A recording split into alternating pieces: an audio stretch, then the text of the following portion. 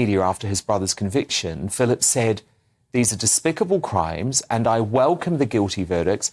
As far as I am concerned, I no longer have a brother." So he's clearly made the decision there to erase his brother from his life, Christine, perhaps for PR reasons. But how does that make you feel? I find it makes me feel deeply uncomfortable. I think it's a very not nice thing to do. Your brother is your brother.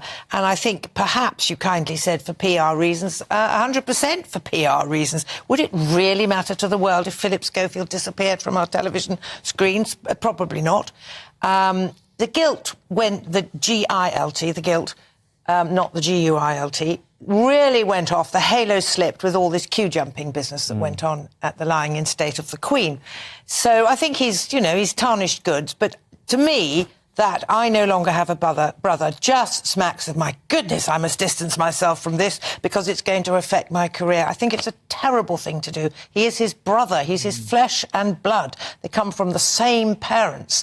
And to me, blood is thicker than water. And if you're not there for your family when they're in trouble, I would like to see Philip Schofield and visit him in prison. Why not? He's his brother. It doesn't condone what he's done. It doesn't make him guilty by association. I think it's terribly sad that he's done that, and I'm afraid I suspect his motives. No matter what my sister did, I don't have a brother, I only have a sister, and, she would never commit a crime, I'm sure, but I would never disown her, ever. Not in a million years, not to save my career, absolutely not. It's horrible. But Calvin, he clearly feels disgusted by his brother's actions and felt that publicly he had to take a stand. It seems like a careerist, ambitious move to me. I'm very cynical of it. I think it was a terrible thing. Whatever my sister did, whatever my sister ever does, I will never write her off. She's my sister. I love her. And I would pray for her. I'd try to get the help that she needed. I'd support her through whatever horrible mistake she made. I can never imagine cutting her off like that. It tells me more about Philip than it does about his brother, actually. Precisely. And you say that, the halo slips for me long ago. There are many things about him we cannot discuss for legal reasons. And of course, look, we condemn unequivocally the actions of his brother. Of course. Which are it's evil. Completely the greatest terrible evil. And revolting. But Rebecca Reed, who stands by criminals in moments like this, because, of course, at some point, this Timothy Schofield guy will leave prison and need support. It was very interesting. In his lowest moment, he did call Philip. Philip has now tried, even before the guilty verdict came in, to distance himself from his brother, say we were never close because there was a 7-year age gap. What do you make of this? I agree with the others. I would never write off any member of my direct family, no matter what they did.